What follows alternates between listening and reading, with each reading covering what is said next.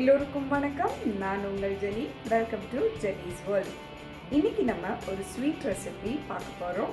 கடக் அல்வா எப்படி செய்யலான்னு பார்க்கலாம் வாங்க. கடக் அல்வா செய்கிறதுக்கு நான் 1/4 கப்பு மைதா மாவு எடுத்துருக்கிறேன். 1/4 கப் மில்க் பவுடர் எடுத்துக்கலாம். மைதா மாவையும் பால் பவுடரையும் ஈவனாக மிக்ஸ் பண்ணி விட்டுருங்க. 1/4 கப் அளவுக்கு நம்ம நெய் எடுத்துக்கலாம். பேன் நல்லா சூடான உடனே நெய் உருக ஆரம்பிக்கும். 1 கப் சீனி எடுத்துக்கணும். அதாவது 1க்கு 4 மடங்கு சீனி. ஸோ 1 கப் சீனி சேர்த்துக்கலாம். தீயை மீடியமாக வச்சுக்கோங்க. இந்த நெய்யில் சீனி நல்லா உருகி ஒரு கேரமலைஸ்டு ஸ்டேஜில் அழகான ப்ரௌன் கலரில் நமக்கு கிடைக்கும்.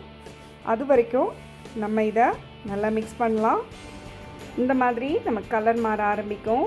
இந்த மாதிரி கோல்டன் ப்ரௌன் ஸ்டேஜில் நான் ஸ்டவ் ஆஃப் பண்ணிடுறேன். பார்த்தாலே தெரியும் நல்ல சீனி அப்படியே நெய்யில் நல்லா மிக்ஸ் ஆகிருக்கிறத.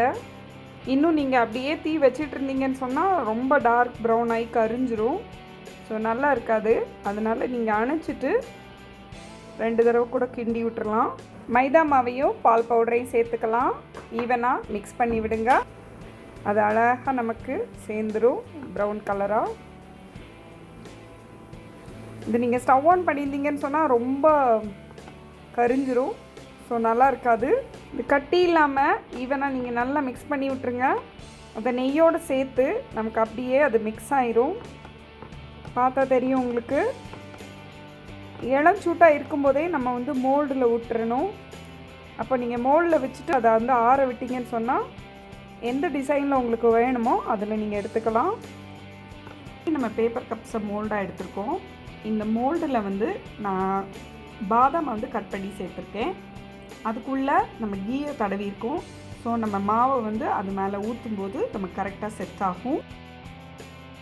ஈவனாக நீங்கள் ஊற்றி கரெக்டான இதில் வச்சிட்டிங்கன்னு சொன்னால் நமக்கு ரெடி ஆயிரும். நம்ம மோல்டில் வச்சுட்டோம்.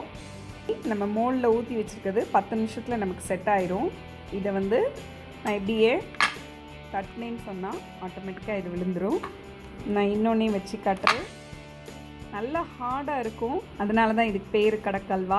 தூத்துக்குடியில் குச்சி மிட்டாயின்னு சொல்லிட்டு நமக்கு கிடைக்கும். அதே குச்சி மிட்டாய் டேஸ்ட்டில் தான் இது இருக்கும். ப்ளஸ் லாக்டோகின் சாக்லேட் டேஸ்ட்டில் இருக்கும். நம்முடைய சுவையான கடக் அல்வா ரெடி. கடக் கடக்குன்னு சவுண்ட் கேட்குதா? அதனால தான் இதுக்கு இந்த பேர். ரொம்பவே சுவையாக இருக்கும். நீங்களும் ட்ரை பண்ணி பாருங்கள். இப்போ நம்ம கடக் அல்வா எப்படி செய்யலான்னு பார்த்தோம். ஆக்சுவலாக இது 3 இன்க்ரீடியன்ஸ் தான். ரொம்ப ஈஸியாக செய்யலாம். அதே நேரத்தில் 10 நிமிஷத்தில் நமக்கு இது ரெடி ஆயிரும். இது ஸ்வீட் ரெசிபிங்கிறதுனால எல்லாருக்கும் ரொம்ப பிடிக்கும். சீக்கிரமாகவும் இதை செஞ்சிடலாம்.